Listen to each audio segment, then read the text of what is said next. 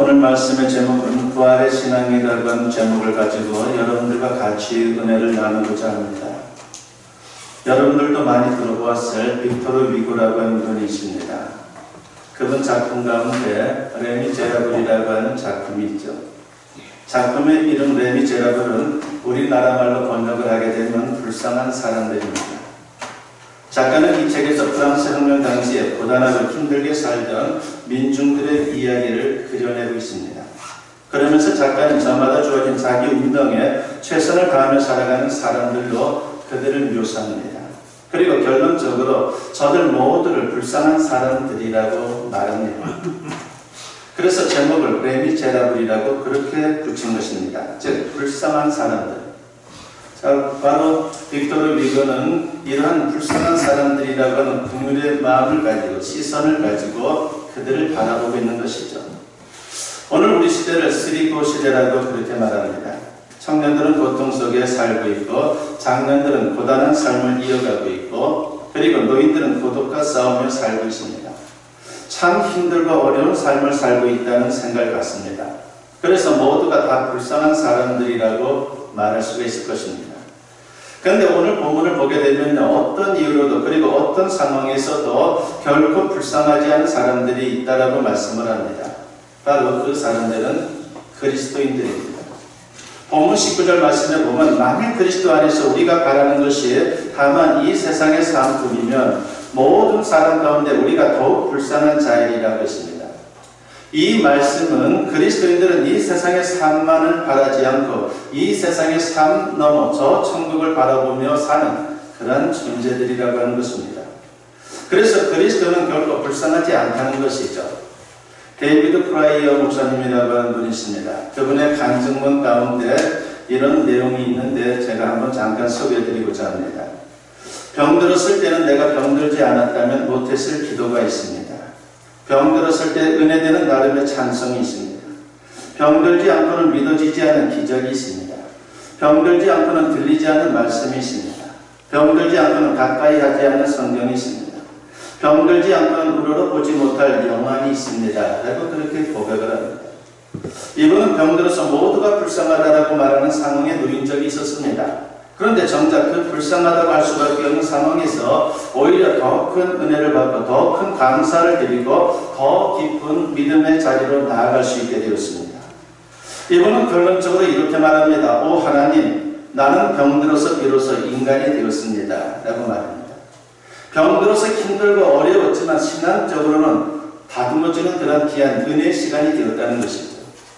그렇습니다. 성도는 힘들고 어려운 상황에 놓일지라도 그 어려운 상황 너머를 볼 수 있는 그런 눈이 있습니다. 남들이 보지 못하는 하나님의 인재를 볼 수 있는 그런 영적인 눈이 있습니다. 그래서 우리는 위로받고 힘을 얻을 수 있는 것입니다. 그래서 결코 스스로를 불쌍하다고 생각하지 않습니다. 종교개혁자인 요한 칼빈은 하나님의 부르심을 받는 인종의 순간에 성령께서 감동 가운데 주신 성경 말씀을 암송하신 것으로 유명합니다. 그 말씀을 암송하고 하나님 품에 안겼던 것이죠. 이분이 암송한 말씀이 바로 로마서 8장 18절 말씀입니다. 생각하건대 현재 고난은 장차 우리에게 나타날 영광과 비교할 수 없도다라고 하는 이것을 암송하면서 하나님 품에 안겼습니다. 칼뱅은 종교개혁에 힘겨운 어려운 고난의 시간을 보내면서도 늘 이 말씀을 암송하며 지냈습니다. 항상 저 천국에서 받을 상을 생각하며 오늘의 고난의 순간을 이겨내는 그런 인생을 살았던 것이죠. 그리고 마지막 임종의 순간에 이 말씀을 다시 암송하면서 저 천국의 상을 바라보며 이 세상을 떠났습니다. 그렇습니다. 성도는 이 세상의 삶 너머에 있는 저 천국의 삶을 바라보며 사는 존재입니다. 그래서 다른 사람들에게 이 세상의 삶이 불쌍하게 보일지라도 우리는 결코 불쌍하다라고 생각하지 않습니다. 오히려 우리는 하나님을 모르는 세상 사람들이 불쌍합니다. 그 마음이 바로 사도 바울의 마음이었습니다. 사도행전 26장 29절에 보면 바울이 이르되 말이 적으나 많으나 당신뿐만 아니라 오늘 내 말을 듣는 모든 사람도 다 이렇게 결박된 것 외에는 나와 같이 되기를 하나님께 원하나이다 라고 했습니다. 겉으로 보기에는 지금 사도 바울이 훨씬 불쌍한 상황입니다. 재수 아닌 재수가 되어서 이렇게 참으로 어떻게 보면 세상 사람들이 손가락질하는 그런 자리에 있는 상황이죠. 그런데 오히려 권력자들에게 당신도 나와 같이 되기를 원합니다라고 말할 때는 그 마음에 무언가 그들을 향한 애타는 연민의 마음이 있었다는 것을 우리에게 보여줍니다. 왜 연민의 마음이 있습니까? 히브리서 9장 27절에서 히브리서 기자가 뭐라고 말씀합니까? 한 번 죽는 것은 사람에게 정해진 것이요 그 후에는 심판이 있으리니 라고 했습니다. 우리는 그 심판이 무엇인지 잘 압니다. 그러나 세상 사람들은 하나님의 심판을 모릅니다. 심판이 있다는 것도 모릅니다. 심판 자체를 부정합니다. 그러면서 죽으면 끝난다는 편한 생각을 가지고 세상을 살아가고 있습니다. 그러나 이 세상을 만드시고 인간을 창조하신 하나님은 분명히 경고하십니다. 죽음 다음에 심판이 있다라고 말합니다. 이건 변할 수 없는 진리라고 하는 것이죠.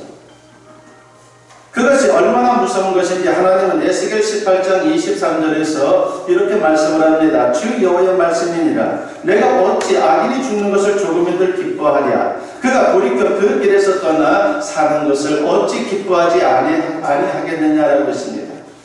여기서 죽는다라고 하는 말은요, 심판받는다는 뜻입니다.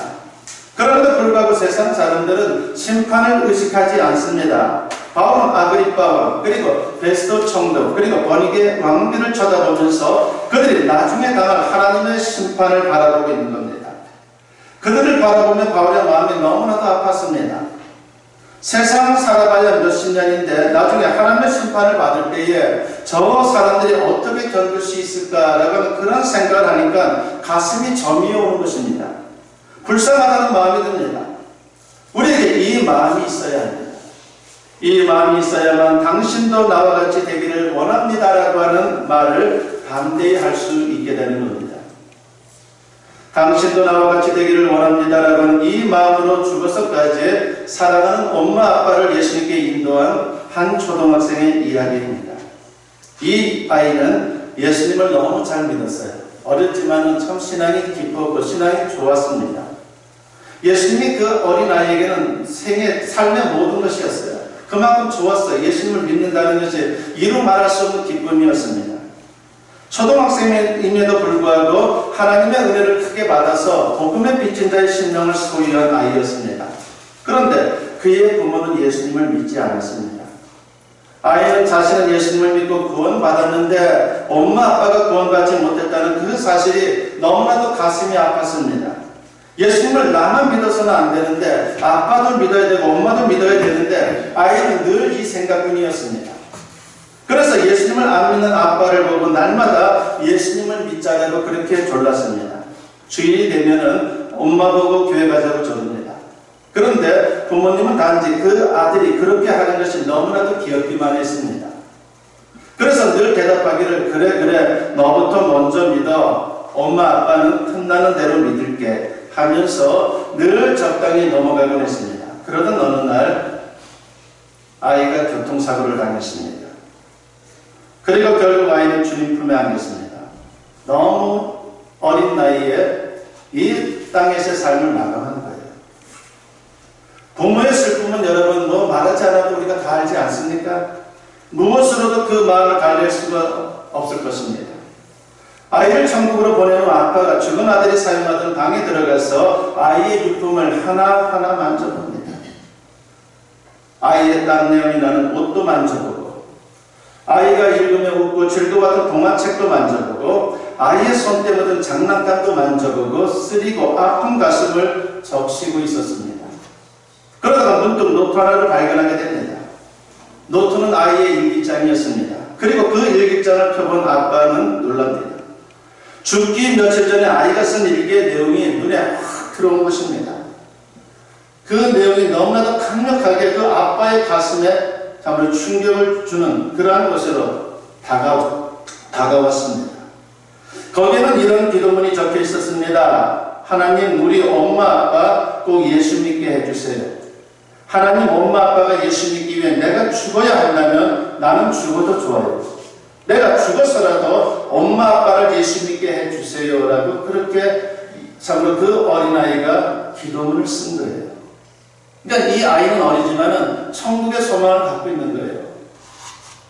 나는 구원받아서 언제든 주님 나라에 갈 수 있는 그런 자인데 엄마 아빠를 생각해보면 예수님을 모르니까, 예수님을 믿지 않으니까 그분들은 아직도 지옥행을 하고 있다라고 생각하니까 너무나도 마음이 아팠던 것이죠. 아빠는 아들의 유언과도 같은 기도문을 읽다가 충격을 받았습니다. 그리고 후회합니다. 예수를 믿는다는 것이 이렇게 중요한가? 예수를 믿는다는 것이 이렇게 생명까지 내놓고 내가 믿어야 할 일인가?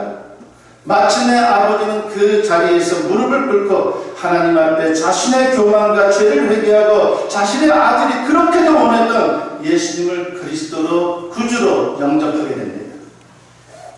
아들의 생명과 자신의 구원을 맞바꾼 것이에요. 이 이야기는 실화입니다. 실제로 있었던 이야기예요. 이야기의 아버지는 지난 반세기 동안 전 세계에서 수많은 청년들을 하나님 앞으로 인도한 대학생 선교회, 즉 CCC, 여기에 국제본부 부총재인 스티븐 더글러스입니다. 이번에 그렇게 해서 예수님을 믿게 된 거예요. 그렇습니다. 우리 그리스도인들은 세상 사람들이 볼 때 불쌍하게 보일 수 있습니다. 그러나 우리는 결코 불쌍하지 않습니다. 그러면 그리스도인들이 불쌍하지 않은 이유가 무엇입니까?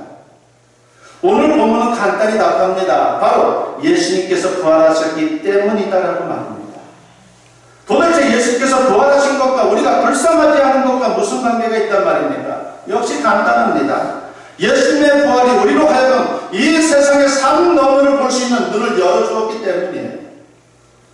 만약 예수님께서 부활하지 않으셨다면 우리는 결코 이 세상의 산 너머를 볼 수 없기에 세상 사람들보다 더 불쌍한 사람들로 살아야 할 것입니다.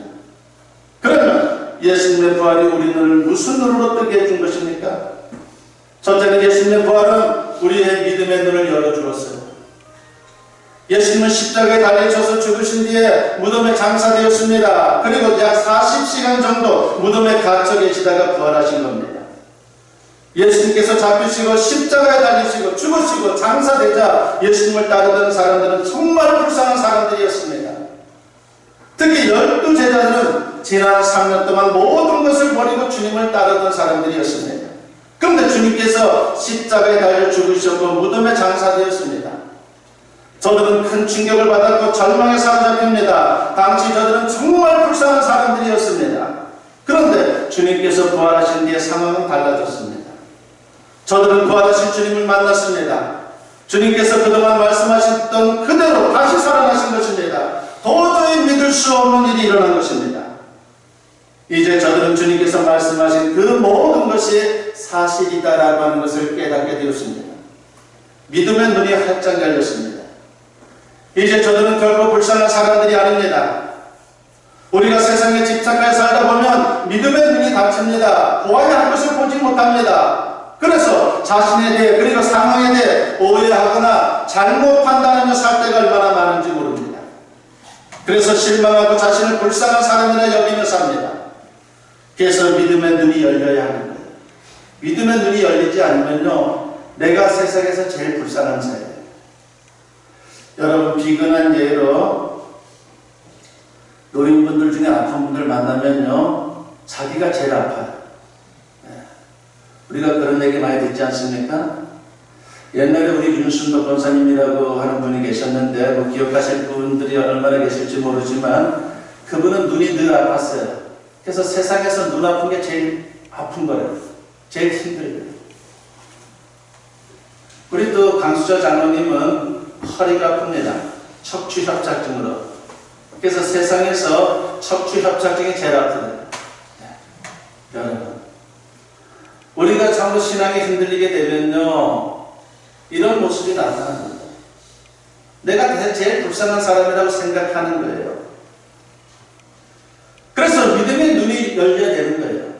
그래서 그 믿음의 눈이 열리고 또 믿음의 눈이 지속될 수 있도록 우리가 애쓰고 노력해야 되는 겁니다. 누가복음 22장을 보게 되면요, 엠마오로 나타나는 두 제자의 이야기가 나옵니다. 예수님께서 십자가에 달려 죽으신 후 이 두 사람은 너무도 큰 실망에 휩싸였습니다. 그래서 슬픔 가운데 고향 엠마오로 내려가고 있었습니다. 믿음의 눈이 닫힌 것입니다. 예수님께서 부활하신 뒤에 나타나는 그 두 제자를 찾아오셨죠.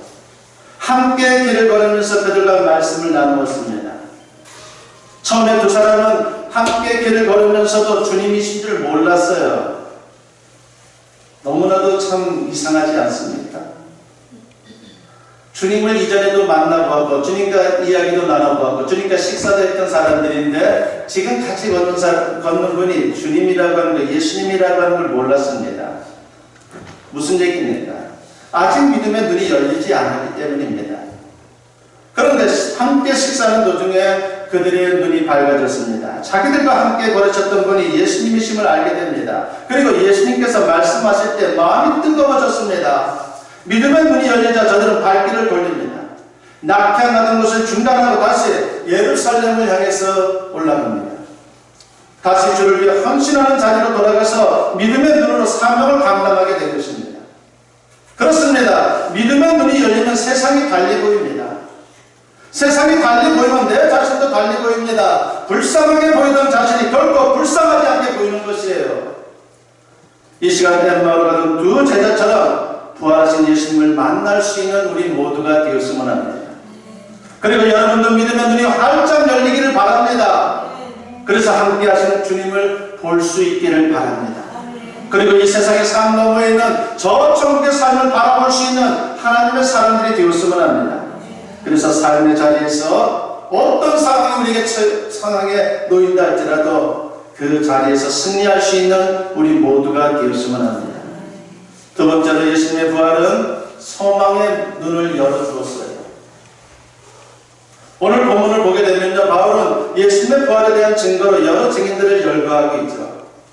본문 5절부터 8절에 보면 게바에게 보이시고 후에 12제자에게와 그 후에 500여 형제에게 일시에 보이셨나니 그 중에 지금까지 대다수는 살아있고 어떤 사람은 잠들었으며 그 후에 야고보에게 보이셨으며 그 후에 모든 사도에게와 맨 나중에 망상되지 못하여 난 자 같은 내게도 보이셨느니라고 했습니다. 예수님께서 부활하시고 그 사실을 눈으로 직접 확인한 증인들이 셀 수 없이 많다는 것입니다. 그 중에 12제자들은 여러 차례 부활하신 주님을 만났고 직접 주님의 말씀을 들었고 주님과 식사도 나누었습니다. 부활하신 주님을 만난 저들의 삶은 180도로 달라집니다. 제자들의 삶의 태도가 달라진 것 가운데 가장 두드러진 특징이 하나 있습니다. 오늘 본문 20절에 보면 그러나 이제 그리스도께서 죽은 자 가운데서 다시 살아나사 잠자는 자들의 첫 열매가 되셨도다 라고 했습니다. 예수님께서 부활하신 것처럼 자기들도 장차 부활할 것을 믿는 것입니다. 그래서 제자들은 예수님께서 십자가에 죽으신 후에 다시 살아나신 것처럼 자신들도 주를 위해 죽어도 다시 살 것이다 라는 소망을 갖게 되었습니다. 결코 우리를 죽음도 우리를 무너뜨릴 수 없고 고통도 우리를 무너뜨릴 수 없고 그 어떤 절망도 우리를 무너뜨릴 수 없다라고 하는 그러한 믿음을 갖게 된 것입니다. 이 소망이 그들의 삶을 완전히 변화시켰습니다. 그 겁쟁이들 얼마나 달라졌는지 한번 볼까요? 초대교회 자료를 보게 되면요, 예수님의 12제자는 요한을 제외하고서는 모두가 순교했어요. 베드로는 로마에서 복음을 전하다가 십자가에 거꾸로 달려 순교했습니다. 안드레는 그리스에서 복음을 전하다가 아가야 성에서 X자형 십자가에 달려 순교했습니다. 야고보는 제일 먼저 예루살렘에서 헤롯에게 칼로 목이 잘려서 순교했습니다. 빌립은 소아시아 부르기아에서 복음을 전하다가 기둥에 매달린 채 몸이 찢겨져 순교했습니다. 바돌로메는 아르메니아에서 복음을 전하다가 십자가에 거꾸로 매달려 순교했습니다. 도마는 인도에 가서 복음을 전하다가 창에 찔려 순교했습니다. 마태는 에티오피아에서 복음을 전하다가 군인들에 의해 목이 잘려 순교했습니다. 또 다른 야고보는 예루살렘 성전 꼭대기로 끌려 올라가서 그들에 의해서 밀어 떨어뜨려져 순교를 했습니다. 시몬은 이집트에서 전도하다가 칼에 맞아 순교했습니다. 야곱의 동생 유다는 페르시아에서 복음을 전하다가 칼에 맞아 순교했습니다. 나중에 가룟 유다 대신 선출된 마띠아는 에티오피아에서 복음을 전하다가 돌에 맞아 순교했습니다. 그러니까 12제자 중에 사도 요한을 빼고 11제자 모두가 순교를 한 것입니다. 저들이 어떻게 순교할 수 있었습니까? 소망이 있었기 때문입니다. 세상에서 말하는 그 비전이 아니라 하나님이 주시는 소망이 있었기 때문에 죽음도 저들을 무너뜨릴 수 없었던 것입니다. 다시 부활할 것이다라는 거는, 그리고 우리는 이렇게 육신적으로 죽지만은 반드시 하나님의 영광을 드러내는 참된 승리자가 될 것이다라고 하는 그러한 소망이 있었기 때문에 저들은 죽음도 두려워하지 않습니다. 저 천국에 들어갈 뿐만이 아니라 순교한 사람으로서 놀라운 상급을 받게 될 그 소망이 있었기 때문에 저들은 순교했습니다. 그래서 저들은 자신을 불쌍히 생각하기보다는 부활의 소망이 없는 사람들을 오히려 불쌍하게 생각한 것입니다. 예수님의 부활은 우리에게 새로운 소망을 갖게 해줍니다. 이 세상이 줄 수 없는 차원이 전혀 다른 소망을 갖게 해줍니다. 그래서 이 소망을 가진 사람은 결코 자신을 불쌍히 여기지 않습니다. 여러분은 절대로 불쌍한 존재가 아니에요. 우리는 굉장한 능력을 갖고 있는 사람들입니다. 세상도 우리를 억제할 수 없는 그런 존재입니다. 부활 속에 바로 그런 메시지가 담겨 있는 것입니다. 그래서 우리는 오히려 세상을 불쌍히 여기며 살아가는 그런 존재로서의 삶을 살게 될 것입니다. 예수님의 부활을 믿음으로 영의 눈이 열리고 천국의 소망과 부활의 소망으로 존귀하고 능력 있는 인생을 살아갈 수 있는 저와 여러분 모두 될 수 있기를 주님의 이름으로 간절히 축원합니다.